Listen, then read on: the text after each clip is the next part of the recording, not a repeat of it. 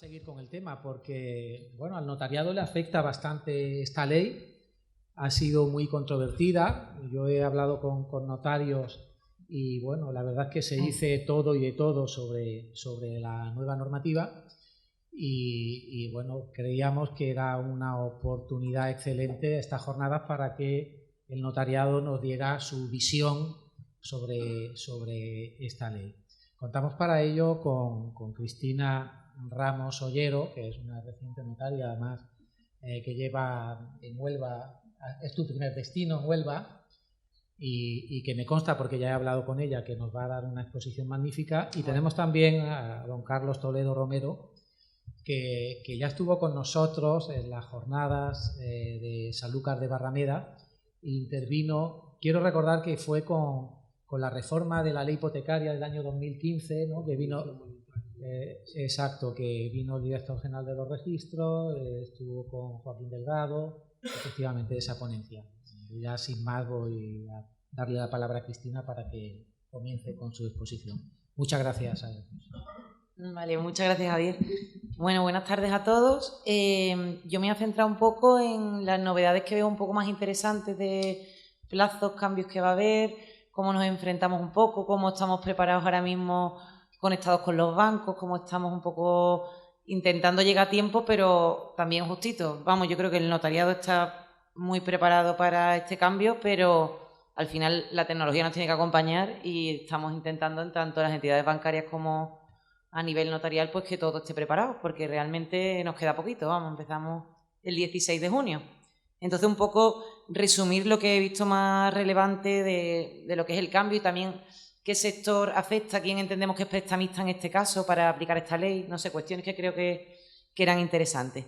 Entonces, supongo que ya os habrán comentado anteriores ponentes que la ley es de 15 de marzo de 2019, tiene el reglamento que lo desarrolla de 26 de abril de 2019 y responde a la transposición de una directiva europea que ya desde 2014 teníamos que habernos adaptado a la misma. Entonces, busca fundamentalmente dar más claridad y transparencia en lo que es el mercado hipotecario, que esperemos que se consiga, y para eso se pone una serie de requisitos mucho más estrictos de los que habían existido hasta ahora.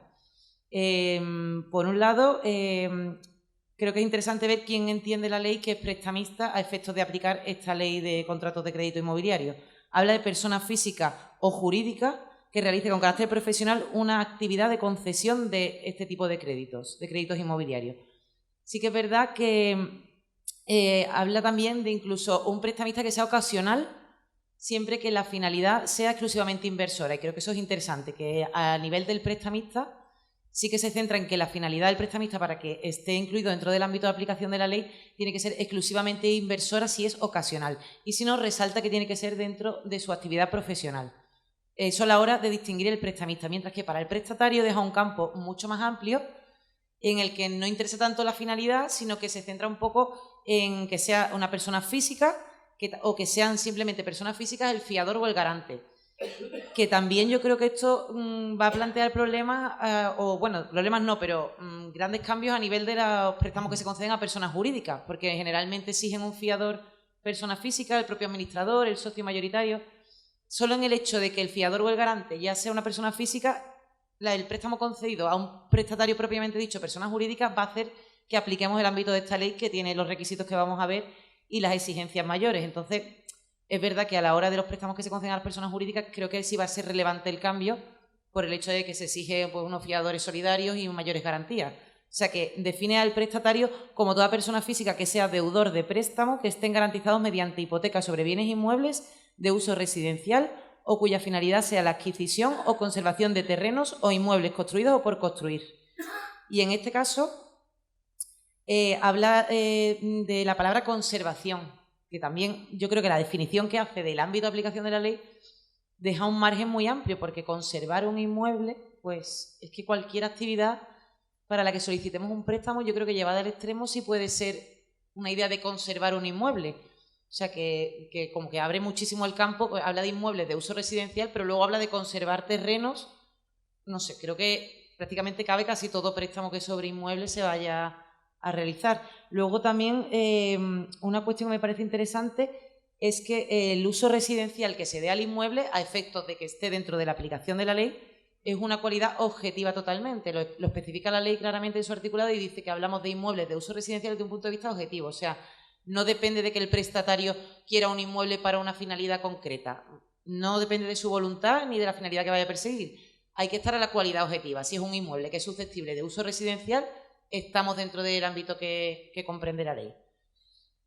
Por otro lado, sobre la posición del contrato y del fiador garante, creo que también es interesante que la persona física puede intervenir como prestatario, fiador o garante, que es lo que hemos comentado antes, y que cualquiera de esas posiciones va a hacer que esté todo dentro del ámbito de aplicación de la ley, con el perjuicio que hemos dicho para las personas jurídicas y exigiendo, por tanto, las condiciones necesarias que la ley exige.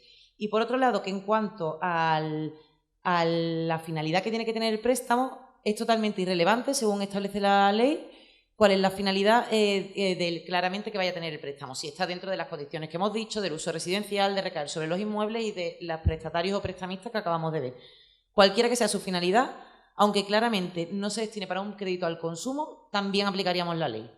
Que además en el artículo 3 resalta claramente el legislador que es una ley propiamente imperativa de derechos irrenunciables y que en algunos casos lleva hasta a plantear, como he discutido con algunos compañeros, si en cuestiones a lo mejor de segundo grado, como pueden ser quién paga la tasación, que se especifica que la paga el prestatario, si cabría un pacto en contrario, si podríamos admitir ese tipo de normas, cuando la ley claramente hay artículos en los que dice en cuestión de gastos, estos gastos son de prestatario. No sabemos ahí si aplicamos un 1255 del Código Civil de autonomía de la voluntad de las partes o si nos ajustamos al artículo 3 de la ley que habla carácter imperativo. Disposiciones de esta ley y contenidas en normas de desarrollo siempre van a ser imperativas. No cabe disposición por las partes. Entonces, ahí surge también un debate de, bueno, en todas las cuestiones, solo en las centrales de la ley, en las que entendemos que son requisitos indispensables. Yo entiendo que sí, que habla de un carácter imperativo y que afecta a todo lo que esté regulado en la ley, pero bueno, hay compañeros que entienden que quizás no sea una imperatividad tan extrema. Luego, en cuanto a normas de transparencia que ha establecido la nueva legislación para dar mayor protección, ¿no? Para buscar la protección que el legislador persigue, hablamos de plazos de entrega de documentación. Plazos de entrega, que no sé si lo habrán comentado los ponentes anteriores, de al menos 10 días naturales contados desde que el prestatario va a recibir la información. A nivel de control notarial, como establecen los artículos 14 y 15 de la ley, el 14 habla de las obligaciones que deben cumplirse y el 15 de cómo el notario debe corroborarlas, con los medios telemáticos que están especificados, y se centra en que habla de 10 días de antelación mínima, se puede pactar un plazo superior, desde que el prestatario ha tenido en su poder la información, no desde que hayan subido a la plataforma a la que nosotros accederemos la documentación en cuestión. Entonces, nosotros tendremos dentro de la documentación que recibimos una manifestación del propio prestatario, fiador y garante. Cuando hablo de prestatario tenemos que entender que fiadores y garantes se ponen al mismo nivel en cuanto a requisitos. Son 10 días desde que él manifieste que ha recibido la información correspondiente. 10 días mínimos. Y luego un día de antelación mínima del acta notarial que debemos otorgar, que luego comentaré sus requisitos. Habla también de un plazo que es irrenunciable, vuelve a resaltar el carácter imperativo de la ley y se entiende que es para poder comparar pues, los préstamos que existen en el mercado y que el prestatario tenga así tiempo suficiente para el conocimiento de los mismos. Luego habla de informaciones necesarias, de la ficha europea de información normalizada, que ahora se llama FEIN y sustituye la anterior FIPER, que se manifiesta por tanto ya como oferta vinculante, sustituyendo a la FIPER que hasta ahora hemos estado utilizando. También ese plazo pactado que hemos citado anteriormente, que debe cumplirse como mínimo, si bien puede pactarse con mayor tiempo, y que se refleja en el anexo primero de la ley el contenido concreto de la FEIN, o Ficha Europea de Información Normalizada, que debe incorporarse. Por otro lado, también tiene una fecha de advertencias estandarizadas. Se llama FIAE, que no es una lista cerrada, pero entre las cosas que comprende va a exigir que consten los índices oficiales de referencia utilizados, por ejemplo, también la distribución de gastos que estén asociados a la concesión del préstamo y una serie más de características que también se especifican en la ley. Creo que no es interesante que me detenga. Otra de las cuestiones que se ha planteado también y que nos han consultado en la notaría últimamente es qué pasa con las gestorías bancarias, las gestorías con las que el banco suele trabajar, qué posición tienen en la ley. Y ha habido una consulta del Consejo General del Notariado con fecha de 11 de abril de 2019, a la que ya responde la Dirección General con una resolución de 10 de mayo de 2019, y entre las cuestiones que viene a resolver también trata el tema de estas gestorías, y las incluimos también en las definiciones que la ley tiene de intermediarios del crédito, de prestamista o del representante que que actúe en su lugar, si aquí también entendemos que están incluidas las gestorías que suelen participar en la celebración del préstamo hipotecario. Parece que resuelve la resolución diciendo que no debe ponerse al nivel de un prestamista ni de un intermediario de crédito a la gestoría, que no debe entrar en los requisitos exhaustivos que se establecen en el artículo 14 de lo que es la información precontractual y las obligaciones o documentaciones que deben cumplirse. Así lo ha establecido la resolución de 10 de mayo de 2019 de la Dirección General, si bien, como digo, estamos ante una cuestión que creo que va a tener un periodo transitorio de adaptación y que pueden salir nuevas resoluciones, nuevas consultas y tenemos que ir adaptándonos pues, a los problemas que vayan surgiendo. De momento han resuelto algunos que ya estaban más en boga o habían preguntado más por ellos. Luego también habrá otra documentación que entregar, que es a la que alude el artículo 14.1c, entre ellas proyecto de copia del contrato, copia de proyecto del contrato, información veraz sobre el mismo, manifestación firmada por el prestatario del momento de recepción de documentos, como ya he comentado anteriormente, para ese cómputo de los 10 días mínimo que debemos cumplir. Y bueno, yo creo que también muy interesante es la remisión al notario de la documentación. Ayer hablando con Javier, recuerdo que me preguntó qué hacíamos si no podemos realizar esa remisión por los medios telemáticos que estrictamente exige el Real Decreto que contiene el reglamento que desarrolla la ley. ¿Qué hacemos si no están conectados todos los bancos? Actualmente, revisando la plataforma, vemos que hay muchos bancos que ya están conectados al sistema telemático con la plataforma unificada para ellos, pero hay otros que todavía ni siquiera han accedido. Hablamos de plazos de 10 días mínimo de antelación para recibir información. Y hablamos de que el 16 de junio empezamos a funcionar con este nuevo sistema, con lo cual esa plataforma no debe pasar de la semana que viene, que todo el mundo esté integrado, que todos estemos conectados y que se garantice esa libre elección de cualquier notario a través de los medios telemáticos. Pero es cierto que esperamos estar todos a tiempo, pero que todavía ni siquiera todas las entidades bancarias están conectadas dentro del sistema, con lo cual me preguntaba Javier, ¿qué hacemos? ¿Se podría llevar la documentación en papel? Yo vuelvo a lo mismo, hablamos de ley imperativa, ¿no? De ley que hay que cumplir a rajatabla y las normas que lo desarrollen. Pues si hay que cumplirlo a rajatabla, la ley dice claramente medios telemáticos para remisión al notario de la información a través de plataformas de seguridad. Habrá que ver en qué situación nos encontramos. No sé si habrá que tomar alguna medida transitoria. En principio creo que llegamos, pero justito. O sea que de la semana que viene no debe pasar que ya la gente pueda tener el prestatario previamente su información, que pueda subir a la plataforma la elección del notario con la documentación y que podamos computar ese plazo de 10 días sin estar con el agua al cuello, que lo que parece que es lo que llegamos un poquito justos. Pero, en todo caso, para eso está el Consejo, para eso está la Dirección General, para eso están las normas transitorias que se impongan o la manera un poco de adaptarnos todos con la actitud que hay tanto por las entidades bancarias como por el notario y todos los que vamos a vernos afectados más directamente, pues para llegar a tiempo. Pero tendremos que acogernos un poco a lo que vaya pasando. Por otro lado, bueno, la elección del notario, como he dicho, será por medios telemáticos, organizados del modo que establece la ley y con la normativa que se ha establecido, que además la normativa también creo que es interesante, que a nivel autonómico, la legislación autonómica queda relegada a un lado. Ya no hay una norma de FIPER autonómica, no nos ajustamos a las normas imperativas de la ley, dejando a un lado las competencias de las comunidades autónomas, que en este caso, pues, por el artículo 149.1.8 de la Constitución, no van a estar comprendidos dentro de las competencias que se delegan a la comunidad autónoma y vamos a tener una regulación que debe aplicarse a rajatabla sin competencias autonómicas. Por otro lado, entrar un poco en el acta, también en las cuestiones que me parecen más relevantes, porque como sé que vamos mal de tiempo, si no, Javier, te digo que me avisas tranquilamente. Vale, el acta simplemente resaltar un par de cosas de ella y ya don Carlos va a seguir con más información. También se cuestiona, el acta se planteaba si podía hacerse simultáneamente entre prestatario, fiador y garante, porque hemos dicho que los tres se colocan en el mismo plano de efectos de requisitos. Se permite que se pueda hacer siempre que sea simultáneo y también lo que es interesante a nivel de facilidad y de visitas al notario que deben realizarse y de disponibilidad que tiene el prestatario, el fiador o el garante, que permita apoderados, lo cual creo que es fundamental tenerlo presente y bueno, actuar también en consecuencia para facilitar lo que es la necesaria concesión del crédito. Por otro lado, se exige el acta previa solo cuando hablamos de garantía hipotecaria, obviamente, y en cuanto al tiempo, pues lo que hemos dicho, los 10 días obligatorios de cumplimiento como mínimo. También se ha discutido cuál es la naturaleza del acta. Sí, perdona, 10 días naturales, cierto. Se ha discutido también la naturaleza del acta. Se discute si estamos ante un acta de requerimiento o si directamente la mera comparecencia ante el notario implica ya el requerimiento del acta. Entiende la mayoría de la gente, yo también entiendo que estamos ante un acta que solo por el hecho de comparecer al notario para hacer las manifestaciones, un acta de naturaleza de manifestaciones en la que ya el notario está requerido simplemente con la comparecencia. Hay algunos que no están de acuerdo con esta idea. Yo pienso que sí, que estamos ya ante un acta de esa naturaleza. Y bueno, yo creo que seguí ya un poco, Carlos, porque es que podíamos hablar de esto muchísimo tiempo. Muchas gracias. Muchas gracias, Cristina.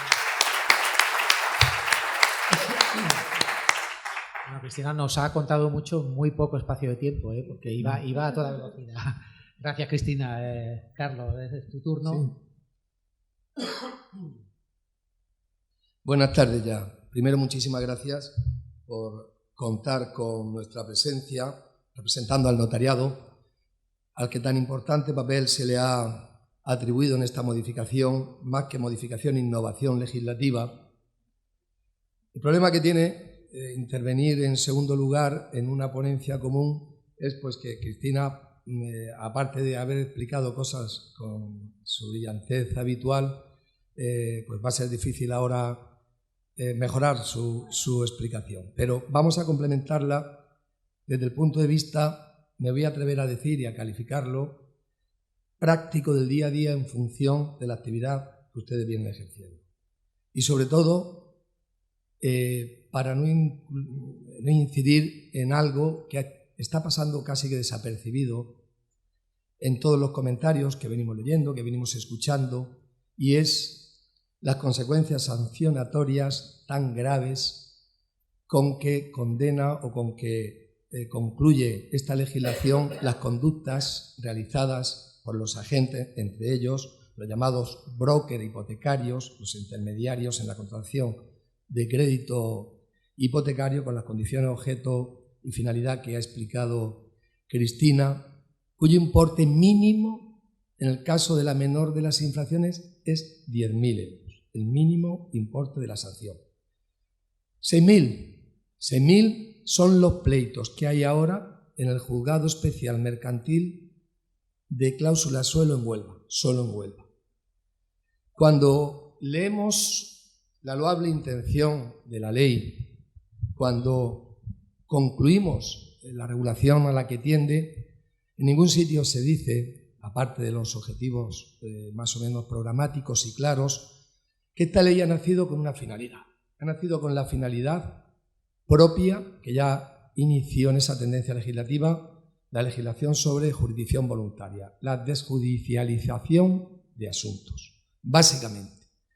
Y esa desjudicialización de asuntos tiene que ver con la actuación y el cumplimiento de la misma en base a muchos agentes, no solo al notario de importancia capital, como vamos a ver, sino también a los llamados prestamistas, que han sido definidos por Cristina, y por supuesto a los agentes intermediadores de crédito inmobiliario, lo que se llaman broker hipotecarios. Cada vez es más frecuente, y lo ven ustedes en sus despachos, no solamente mediar, intermediar, para eso hay una legislación específica, la andaluza y la nacional, en la transmisión, en las transferencias y negocios jurídicos sobre inmuebles, sean viviendas o cualquier otro tipo.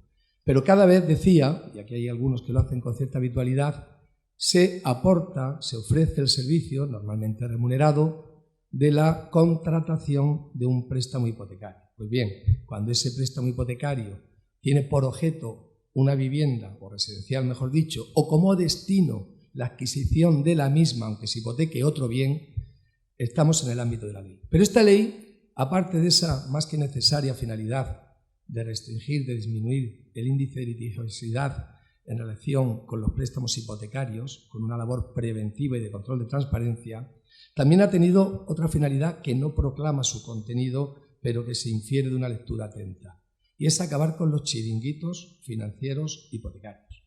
Son aquellas entidades que profesionalmente, en uso de su actividad empresarial, conceden préstamos de índole hipotecaria cuyo objeto es la residencia. Son esas otras entidades que no tienen, por decirlo de una manera resumida, ficha bancaria y que se dedican a dar préstamos de una forma habitual.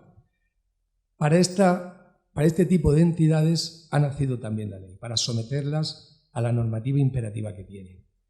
Estas entidades ya tienen un plazo, como saben, si no recuerdo mal, de 6 meses para inscribirse en el registro obligatorio que se constituye, ya sea en el Banco de España, si es una actividad nacional o con clientes potenciales en todo el territorio nacional o en el registro creado por la Junta de Andalucía para prestamistas, agentes intermediarios y representantes designados. Es importante que diferenciemos esta categoría para ver si entran dentro o no del ámbito de aplicación de la ley. Cualquiera que la lea, dice cualquiera de ustedes, cuando esté aconsejando, mediando o consiguiendo un préstamo para uno de sus clientes que va a comprar una vivienda, podría estar incurriendo en una actuación que está comprendida dentro de la ley, por tanto, necesitada del cumplimiento de ciertos requisitos o pena de las graves sanciones que se prevén. Vamos a ver, hay que distinguir. En primer lugar, cuando es un asesoramiento realizado por una persona titulada, hemos de concluir, aunque está también pendiente de cierto desarrollo reglamentario, digamos economista o abogado, y es un asesoramiento ocasional que no tiene como causa principal el cobro por ese asesoramiento, sino en este caso sería la transmisión o mediación en la venta del inmueble. A mi juicio, están excluidos de los requisitos de esta ley y no están incursos en la obligación de inscribirse en el registro público. Esta es la clave, la inscripción en el registro público. Voy a dar una pincelada porque he visto que hay una ponencia anterior que ha hablado de esto, creo, ¿verdad? Han hablado ya de esto. Voy a dar una sola pincelada. Ya saben que a través del decreto ley que desarrolla la norma que estamos viendo, la Ley de Contratación de Créditos Inmobiliarios, que es de 26 de abril, reciente, se establece una serie de pautas y de reconocimiento de la actividad realizada anteriormente y requisitos para poder inscribirse. Se pueden inscribir como persona física y se pueden inscribir como persona jurídica. En el caso de persona jurídica, el administrador ha de reunir determinados requisitos que tiene que evaluarse, se van a hacer por entidades que van a tener que firmar convenios o con la administración o con las universidades para homologar que se cumple el requisito de solvencia, de capacidad, de titulación. No está cerrado. Quiero decir con esto que, a mi juicio, habla el decreto de módulos de 50 horas. Es interesantísimo y quiero prevenirles y quizá admonizarles en este sentido que no pierdan la ocasión en estos 6 meses transitorios de hacer esos módulos, de buscar empresas concertadas que homologuen su actuación profesional para dotarles de la cualificación. Quien venga haciendo eso y a lo mejor no esté, hablo no de API, estoy hablando de intermediario o broker hipotecario, de mediación en la contratación de préstamos hipotecarios cuyo objeto son unidades residenciales, que por cierto, a mi juicio, también están dentro del ámbito de la ley, la concesión de préstamos independientemente de que sea o no residencial el objeto, si el solicitante es consumidor. Ojo, que la transposición que se ha hecho de la Directiva de 2014 a nuestro ordenamiento se ha realizado con un cierto carácter generoso por parte de nuestro legislador. Lo ha ampliado a todas las personas físicas, pero es que hay personas físicas que pueden pedir créditos o préstamos o créditos cuyo objeto sea una unidad residencial y lo hagan en su ámbito profesional o empresarial. No son consumidores, aún siendo personas físicas. Pero es que también puede haber personas jurídicas que sean consumidores, porque estén solicitando un préstamo que no esté dentro de su ámbito negocial o ámbito de actuación propio de su objeto. También se consideran por la Ley de Protección al Consumidor como consumidores. Por lo tanto, en nuestra ley se amplía el concepto de consumidor, que es el que se establece en la normativa europea, que requiere en este caso que sea exclusivamente consumidor y persona física.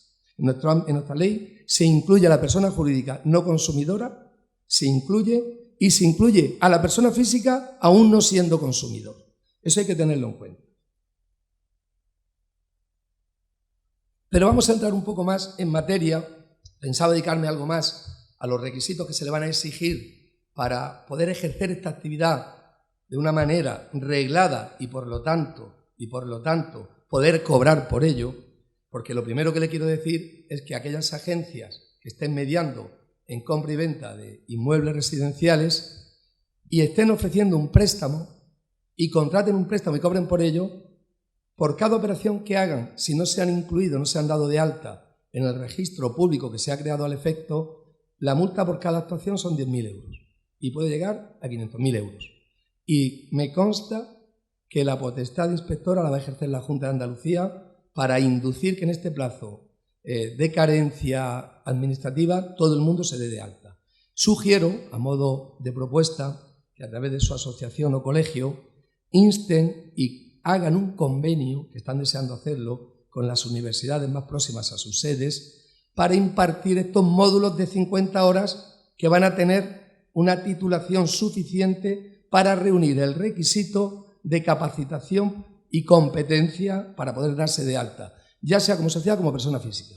También hay que hacer esto con los llamados representantes designados. Si es una persona jurídica, basta que el administrador tenga estos requisitos. Tienen que tenerlo en otras medidas, según el decreto ley de 26 de abril del 2019, que desarrolla la ley, todo el personal, pero no el personal administrativo que lleve a cabo el día a día de la oficina y que no tenga capacidad de firma de la actuación.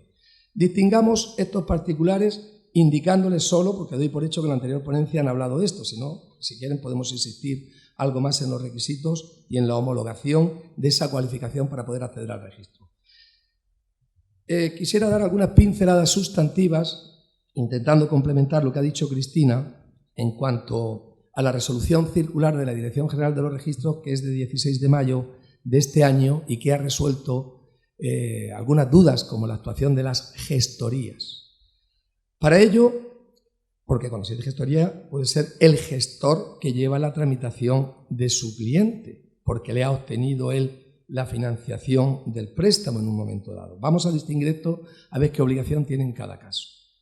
Para el supuesto que se lleve a cabo la tramitación de una escritura, como es frecuente, por una gestoría habitual que comparece, tiene poderes por el banco, esta resolución de 16 de mayo ha determinado que no son agentes regulados por la ley, no tienen que reunir los requisitos de los llamados representantes designados. En ningún caso.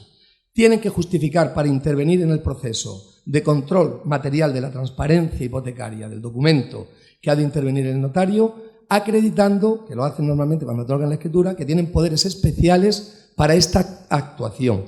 Pero no son responsables, aunque sí se pueden entender los trámites propios del control de transparencia, notificación a través de ello, siempre que lo justifiquen con un poder que pueden hacerlo. Luego, el acceso a la plataforma, que es la llamada Signo, que es una plataforma informática, telemática del notariado, una plataforma oficial, que ya se ha articulado para poder llevar a cabo estos trámites, va a ser el siguiente. Antes de ello, de hablar de los trámites, tenemos que ver qué clase de control se ha de ejercer y en qué consiste el contenido de esos documentos y qué alcance tienen y, sobre todo, qué consecuencias puede tener la omisión de las mismas.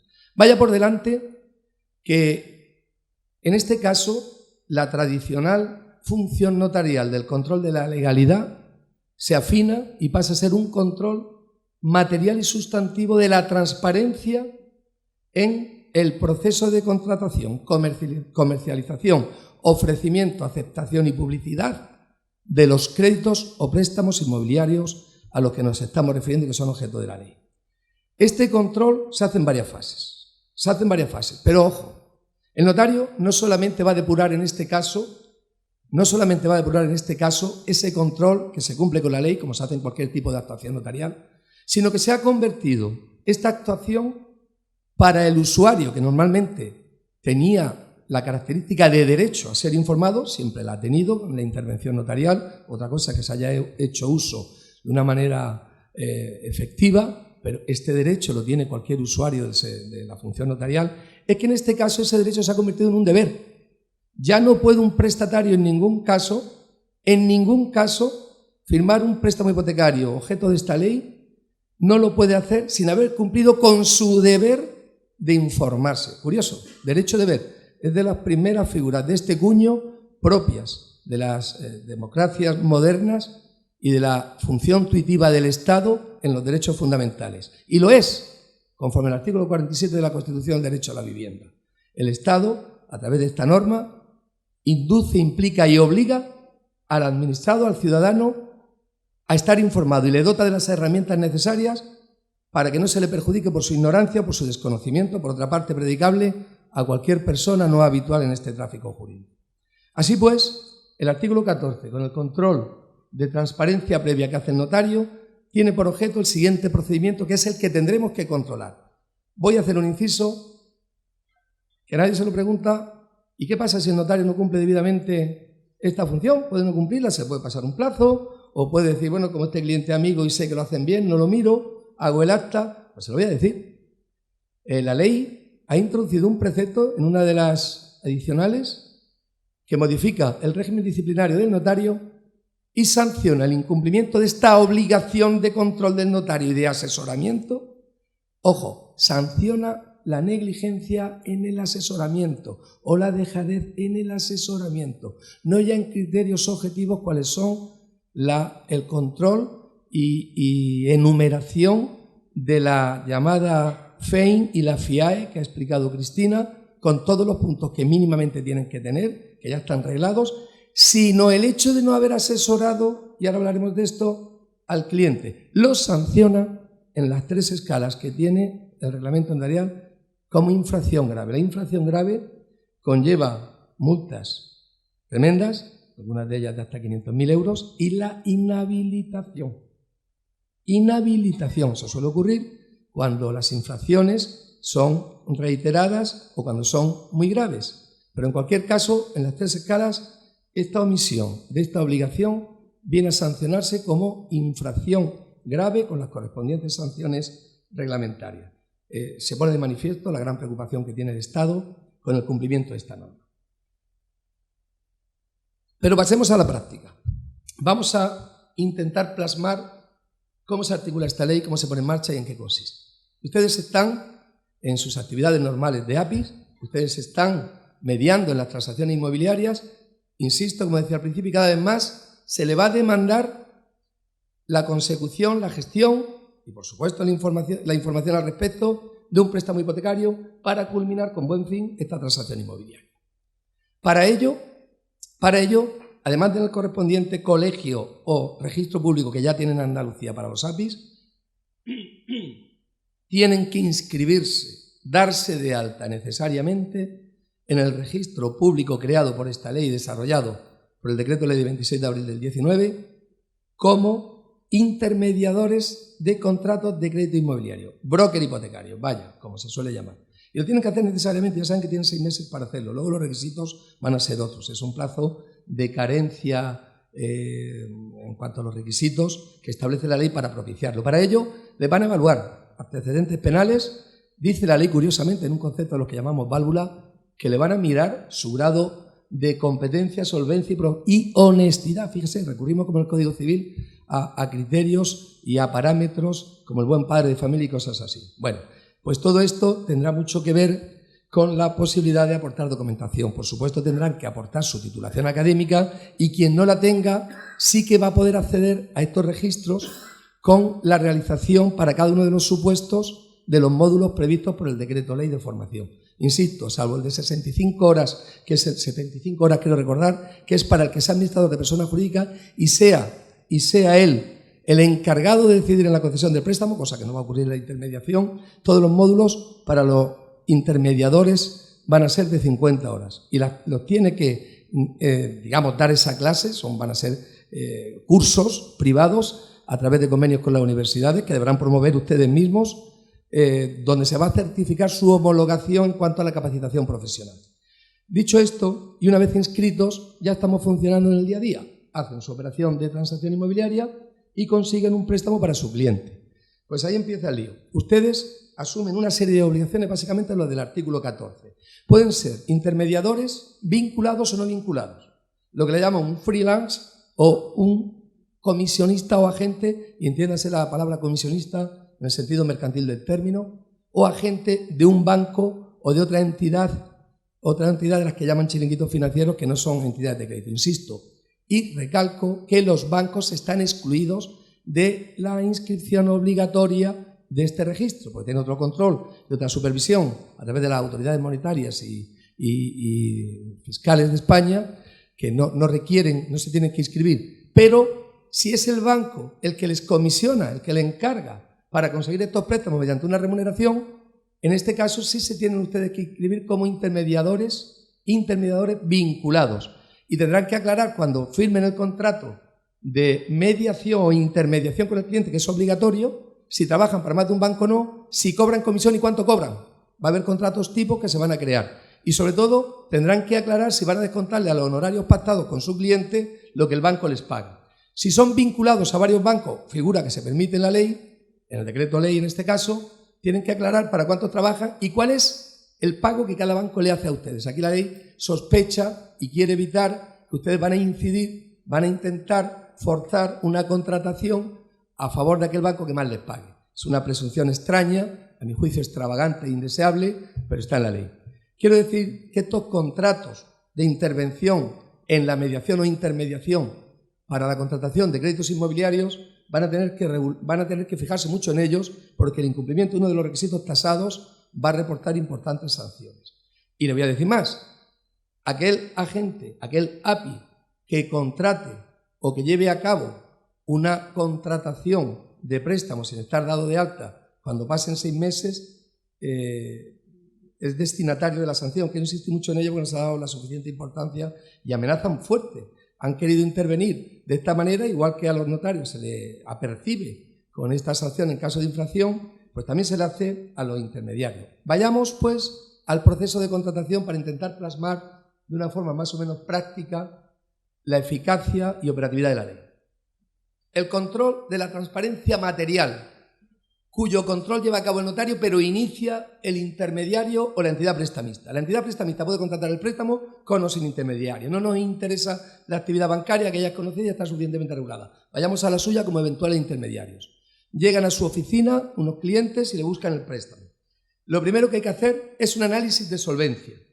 Nunca pueden cobrar en función si es que trabajan de forma vinculada con un banco, nunca pueden establecer la pauta de rappel o criterios remunerativos en función de la mayor contratación. No se puede hacer. Está prohibido, es una práctica también penalizada. Tienen que hacerlo en función de los criterios de solvencia en los que se incluye posibilidad de pago, posibilidad de que se jubile durante la duración del préstamo el interesado, control también del valor inmobiliario, aunque no es preponderante el valor de tasación, y posibilidad en base a sus recursos ordinarios. Todo esto, una vez hecho el análisis de solvencia, se plasma, si trabajan para una entidad, de forma vinculada o no, en una comunicación que le hacen de ese control de solvencia a la entidad para la que trabajan o a través de la cual la cual es su comitente en este contrato de agencia o mediación, y le trasladan esto. Está permitido por la Ley de Protección de Datos, es una excepción, trasladarle al banco o a la entidad prestamista no bancaria esta información. Una vez que la entidad tenga esto,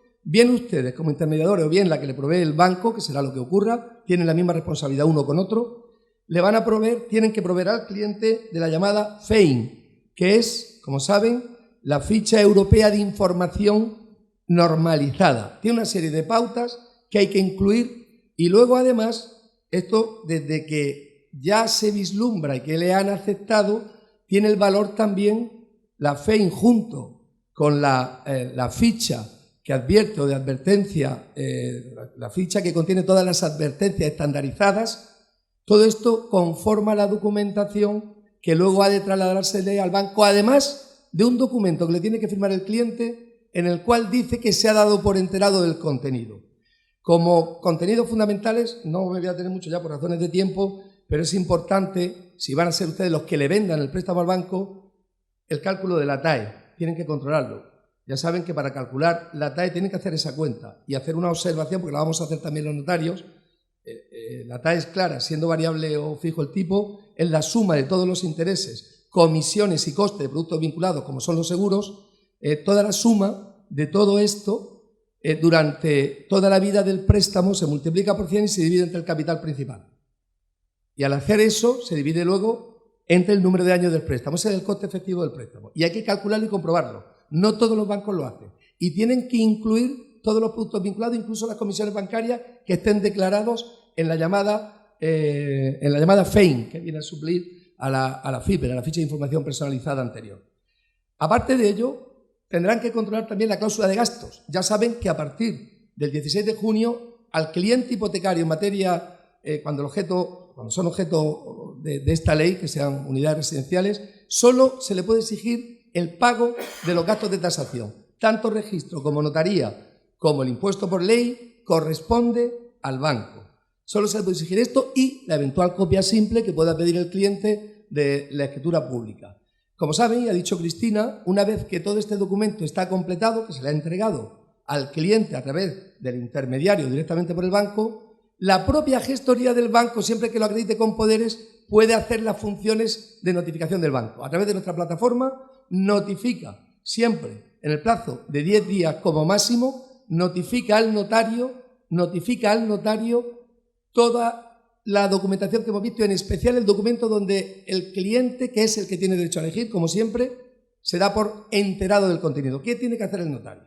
Pues no tiene que hacer solamente un control de voluntad, capacidad y legalidad, sino tiene que adverar y verificar en el acta que se ha enterado, y esto sirve como prueba para ambas partes. Conecto con la introducción del principio. Se trata con esta ley de reducir el índice de litigiosidad. Ya se va a acabar, no me acuerdo, no me enteré. La firma de este acta tiene que concertarse vía gestoría normalmente o directamente con el interesado, tiene que concertarse incluso el día antes de la firma de la escritura notarial. Se puede concertar incluso el día antes para hacer este acta. Desde el punto de vista técnico interno notarial, este acta se abre por el notario sin necesidad de la firma, numerándola con protocolo el día que recibe la notificación a través de la plataforma. El notario, cuando lo recibe, comprueba cuándo se ha colgado esa documentación en la plataforma, porque tiene que ir con marca, que se llama. Si tiene los 10 días preceptivos, que es el plazo mínimo para enterarse, que suele coincidir también con el plazo mínimo de vinculación de la oferta vinculante que hace el banco. Una vez que comprueba eso el notario, comprueba TAE, comprueba todos los requisitos que se establecen en el decreto de 26 de abril de 2019 en cuanto a la en cuanto a la FIAE, las advertencias legales. Una vez que se comprueba esto y que se han cumplido los requisitos en cuanto a las posibilidades de cancelación anticipada y comisiones, que los vamos a dar un plumazo nada más, y de causas de vencimiento anticipado, el notario, la primera actuación por diligencia que pone él solo, da por cumplido ese requisito, da por cumplido el control formal de la transparencia en materia hipotecaria y pasa al siguiente. Concierta en otra diligencia, siempre desde que lo recibe, ahí ya no hay un plazo concreto, salvo el de validez de la oferta, concierta con el cliente, que estoy seguro que va a ser siempre el día antes, no puede ser el mismo día. El día antes sí es posible. Va a concertar con el cliente la diligencia de instrucción, asesoramiento y conocimiento. El notario no solamente puede dar fe de que se ha enterado, sino que ha comprendido. Incluso se plantea si el notario puede ir más allá del juicio de solvencia. A mi juicio no puede hacer eso. Ese papel se le asigna a las entidades financieras y a los llamados intermediarios en la contratación. Ahora bien, ¿qué ocurre, por hacer un poco un comentario de la patología posible del procedimiento, si el prestatario, y créanme que ocurre más de una vez, créanme que ocurre, sobre todo en alguna que otra refinanciación, su discernimiento, aunque uno se tire con él una hora y media, porque es que el control de capacidad y de conocimiento no es el mismo que en una venta o que en la misma hipoteca. En el acta es mucho más exhaustivo y tiene más consecuencias de responsabilidad para el notario. Si a juicio del notario no es apropiado para la firma de ese producto o no lo entiende por mucho que se le explique, explicarle a una persona cierta edad lo que es la TAE o lo que son las comisiones de cancelación anticipada o lo que es el criterio de pérdida de valor en el mercado de un préstamo cuando se cancela anticipadamente, verdaderamente complejo. Pues bien, tenemos que hacer como siempre, lidiar con el caso concreto asumiendo nuestra responsabilidad. Pero que está claro que la ley ya establece y tasa la prueba en beneficio y en perjuicio de ambas partes. O sea, va a ser muy difícil impugnar ya una hipoteca, supongo que los abogados hábiles buscarán también alguna laguna, pero tal y como está montada la ley, presumimos que va a ser muy difícil impugnar una disposición financiera o hipotecaria en una escritura por el llamado vicio del consentimiento. Por último, hablar de algunas novedades sustantivas importantes, dada el carácter absolutamente irretroactivo, salvo alguna excepción concreta, de esta normativa. Esta ley solo se va a aplicar a las operaciones que se firmen a partir del 16 de junio, evidentemente. Aparte de la cláusula de gastos que hemos visto que ya está tasada, establece también esta ley la prohibición de vender préstamos con productos vinculados, salvo que se demuestre que son beneficiosos y se le da la oportunidad. Hablo del seguro de hogar y el seguro de vida, básicamente. Salvo que se demuestre y se le dé lugar al prestatario y se le tiene que decir así en la oferta que estos son los precios que constan en estos productos vinculados y que tiene derecho a contratarlo con otra empresa, con la cláusula correspondiente de cesión de la indemnización en caso de acaecimiento del siniestro al banco. O sea, no puede obligársele a un no se puede vender un préstamo con la vinculación forzosa de determinados productos, dígase domiciliación de recibo, uso de tarjeta, los habituales. Hay que hacerlo de manera alternativa, fijando el precio del producto, que además hay que incluirlo en el cálculo de la TAE, para que pueda el cliente designar otro proveedor al respecto. Por último, en cuanto a las comisiones como modificación sustantiva de cancelación anticipada, se distingue entre plazo en tipo fijo y tipo variable. Cuando es de tipo variable, pueden establecer solo comisión cuando se paga anticipadamente el préstamo o se cancela parcialmente, se amortiza anticipadamente, solo en los 3 primeros años, en cuyo caso es el 0,25, si no recuerdo mal, la comisión, y si es en los 5 años, el banco tiene que elegir o 3 años o 5 años. Si elige 3 años, el 0,25, y si elige 5 años, el 0,15. Estamos hablando en la comisión de cancelación anticipada en tipo variable. Si es a tipo fijo, hay que distinguir otros plazos y la comisión máxima establecida, en este caso, si no recuerdo mal, era el 2%. Pero hay que dejar claro una cosa, esa comisión es máxima.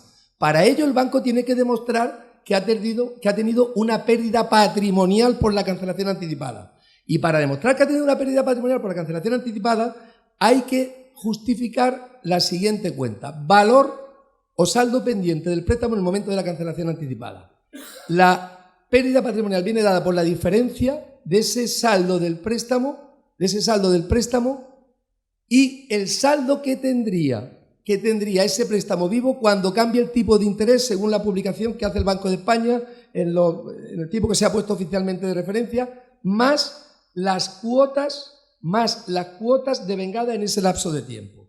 La diferencia determina si es negativa la pérdida. Pues esa es la cantidad máxima, en cualquier caso, que el banco puede cobrar con comisión, con el límite que hemos dicho antes, del 0,15 y el 0,25. Y por último, en cuanto a las causas de vencimiento anticipado, que son las que más mediáticamente han tenido difusión, establece la ley que para el vencimiento anticipado ya se acabó lo de las 3 cuotas. De la misma manera que el interés de demora ya no es en ningún caso, cuando son préstamos hipotecarios sujetos a la ley, 3 veces el interés legal del dinero como máximo, más 2 puntos de demora, a la menor de las cantidades. Ya se ha fijado para siempre y en todo caso 3 puntos por encima del interés remuneratorio u ordinario que tenga el préstamo hipotecario. Ese va a ser el tipo máximo de demora. Y las causas de vencimiento anticipado, a diferencia de lo anterior, va a ser el impago de 12 cuotas o el importe correspondiente a un 3% del préstamo concedido si es en la primera mitad de la vida del préstamo. O sea, si es un préstamo de 20 años, 10 años.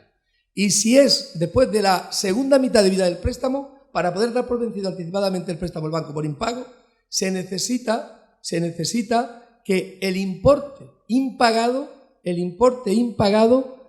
suponga 15 mensualidades o el importe a satisfacer en 15 meses, si no son las cuotas mensuales, y que además sea un 7%. Se presume que cuando van 15 mensualidades la segunda mitad, ya implica la posibilidad de dar por vencido anticipadamente, o un 7% del principal pedido o 15 mensualidades. Cualquiera de los 2 requisitos son los únicos que dan lugar al vencimiento anticipado del préstamo. Y esto no se aplica a los préstamos anteriores, ojo con eso, sí a los que han sido objeto de subrogación e innovación, conforme a la nueva ley.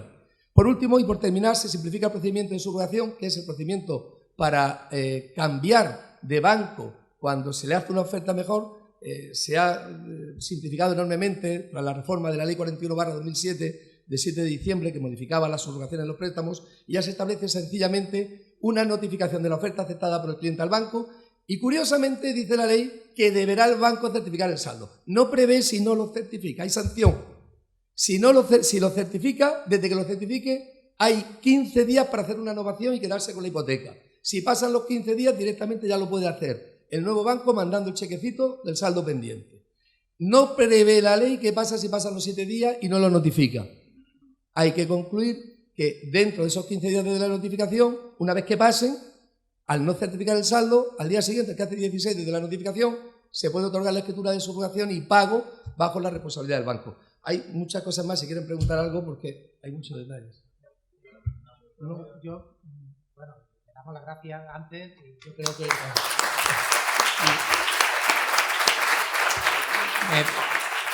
va a haber preguntas, voy a cortar el tiempo, pero yo solamente quería, ¿no?, comentar un par de cuestiones. Yo me he quedado con la frase de que a partir de ahora va a ser imposible anular una cláusula en un contrato de préstamo hipotecario, salvo que haya ahí un abogado que lo consiga. Eso me recuerda a una conferencia que nos dio el año pasado en las jornadas inmobiliarias que celebramos en Jaén, Joaquín Delgado. El título de su ponencia fue en materia de contrato de crédito inmobiliario, cuando estaba el proyecto de ley todavía, decía contrato de préstamo hipotecario hacia un abuso transparente. Fue el título de la ponencia. Y luego, en segundo lugar, he visto caras de preocupación en el tema de las sanciones y las exigencias a los agentes de la propiedad inmobiliaria, intermediarios en general, que se dedican también a la intermediación. La pregunta es muy clara. El que tiene como actividad principal la intermediación en las transacciones inmobiliarias, no en crédito inmobiliario, pero residualmente algún cliente le dice, pues me tienes que facilitar el préstamo hipotecario, muévete tú y tal. La ley lo dice. Y con carácter residual o con carácter accesorio, de vez en cuando algún cliente le hace esa gestión y le busca el crédito hipotecario. En ese caso tiene que cumplir los requisitos de formación y demás de inscripción al registro público. No, vamos a ver, no, pero eso para que quede claro. Lo excluye la ley y especifica que cuando el asesoramiento, no hemos hablado también del asesoramiento financiero, que otra parte, cuando el asesoramiento o mediación o intermediación para la búsqueda de ese contrato se hace con ocasión y de forma subsidiaria y accesoria a otro asesoramiento principal que tiene que estar cualificado para hacerlo, estamos hablando prácticamente de abogados, economistas, peritos mercantiles, y yo entiendo también que APIs, pero tiene que ser de una manera accesoria y ocasional. Ojo con el criterio de acto u objeto empresarial.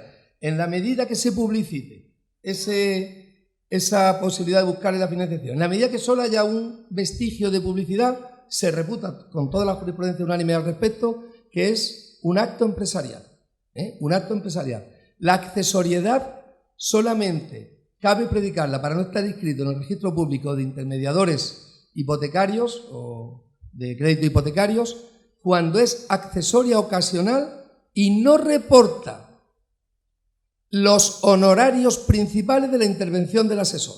Si la mayor parte se ha cobrado por esta mediación, más que por otro asesoramiento, y no se justifica que el asesoramiento trae causa de un problema jurídico, de un expediente de dominio, de una herencia previa, me temo que se aplica la norma de la ley, que es clarísima en cuanto a los fraudes de ley. Es imperativa, es irrenunciable y es contundente en ese sentido la ley. He visto antes muchas manos. Voy a permitir un par de preguntas porque es que se nos va el próximo ponente, que ya estamos abusando de su confianza y de su tiempo. Allí tienen mucho interés. Y que sea un breve pregunta y respuesta, por favor. El acta es gratuita, se me ha olvidado decirlo, el acta es gratuita. El acta es gratuita totalmente y quiero hacer una referencia mínima, por razones de tiempo. En nuestro cuerpo, en los comentarios, en nuestras plataformas, nuestros artículos, al principio, cuando estaba en ciernes esto, hubo vestiduras muy rasgadas por esta historia. Hay un sector en el notariado en el que yo creo que prácticamente, no voy a decir prácticamente, creo que la totalidad, por lo menos de los que estamos en Huelva, y creo que sé de lo que hablo, tenemos una asunción de nuestra función que no es solo la climatística, es que cuantas más funciones se le den al notariado, aún siendo gratis, es una relevancia, una responsabilidad que se le atribuye a nuestro cuerpo, y cuantas más atribuciones de esta índole, aún siendo gratis, más útiles seremos a la sociedad. Y el criterio de la utilidad a la sociedad ha sido una de las claves de la persistencia de nuestra institución en muchos siglos, con lo cual a mí me parece magníficamente bien el criterio de la gratuidad, porque si no firma la hipoteca, hombre, siempre tenemos, vamos a no ser tan filantrópicos, bueno, pues luego cobramos la hipoteca, que ya está bien, ciertamente. Le preguntamos a Cristina si piensa lo mismo. Sí, yo estoy convencido que sí. Sí.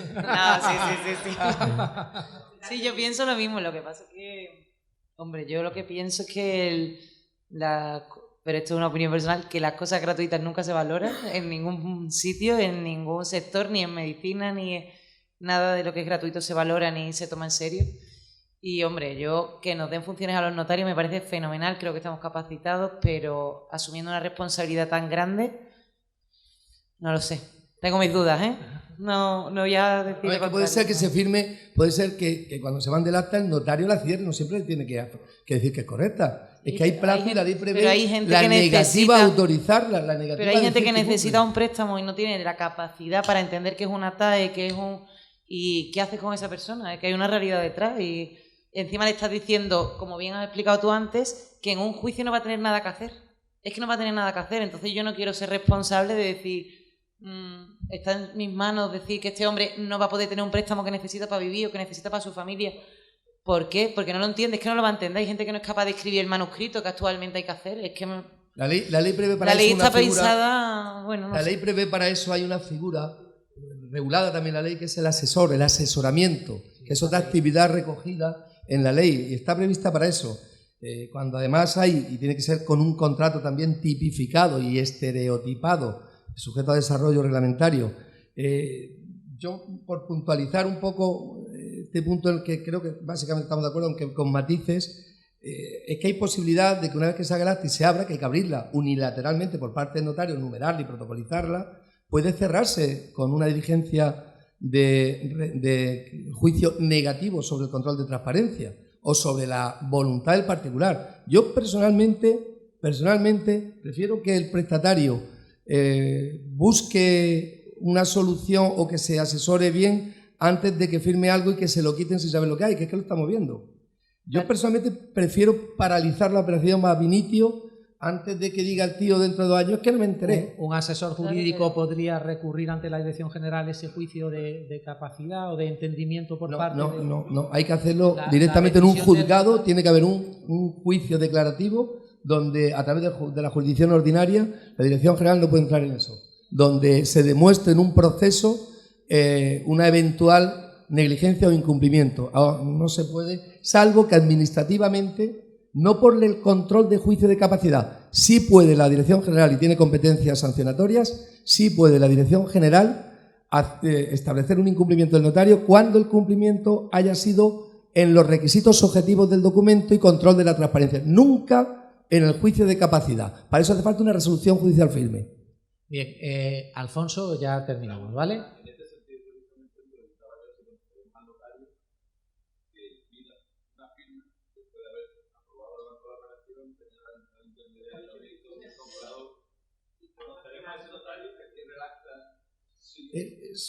Quizá es una labor más de premonición o una labor de adivinanza. Todo puede ocurrir. Todo puede ocurrir. Todo puede ocurrir. Aquí el que más y el que menos hemos levantado más de una firma hipotecaria. Yo voy a decir una sola cosa contestando rápidamente. Que conste que esto de una manera mucho más reglamentada, con sanciones y con un procedimiento específico, que conste que lo venimos haciendo. Es que esto lo venimos haciendo con inmediatez, con unidad de acto y no con carácter previo. Pero hace ya muchos años, y hablo en líneas generales, supongo que habrá casos concretos, que el notario se ocupa de que se entere el prestatario. Yo creo que estará en todas vuestras experiencias, me da la sensación. Pero que yo he levantado muchas firmas que no he firmado por defectos de capacidad, claro, no, o porque he visto un tipo de demora usurario claramente. O sea, que se levantan firmas, ¿eh? Claro, cuando... Naturalmente, esa es la primera obligación, el juicio de capacidad. Esa es la primera obligación. Ojo, que dice el reglamento notarial, y termino con ello, el 207, que el notario explicará el contenido mediante, leerá la escritura mediante la explicación del contenido, atendiendo al cabal conocimiento y según las circunstancias particulares del otorgante. No se le explica lo mismo a un economista o a un bancario que a un señor. No se trata de leerle el acta y hablar del acta. Sí. Hay maneras de indagar su conocimiento y su capacidad. Y que creo que aquí los que estamos 4 compañeros, no pasa un trimestre que haya una escritura que dice que no la firmas, claro, porque no hay juicio de capacidad. Sí, yo estoy totalmente de acuerdo además en eso con Carlos y tiene razón, pero la realidad es que hay gente que no quiere ni que le expliques en ese momento, que no lo necesitan y no lo van a entender nunca. Y entonces, ¿de verdad lo estamos protegiendo? Yo tengo mis dudas. Yo me gusta más trabajar gratis, por ejemplo, en unas jornadas electorales, que también trabajamos gratis, y en cosas que no me suponen una responsabilidad y una responsabilidad moral de decir, ¿qué hago? ¿Qué hago con él? ¿Qué hago con el test? Que ha sacado un 4,5. ¿Qué hago con el test previo que hay que hacer? ¿Lo llevo a septiembre o qué es lo que hay que hacer? No sé, yo prefiero trabajar gratis en otras cosas. Bueno, vamos a dar por concluida esta ponencia agradeciendo de nuevo la excelente la exposición que nos han dado los dos ponentes. Muchas gracias.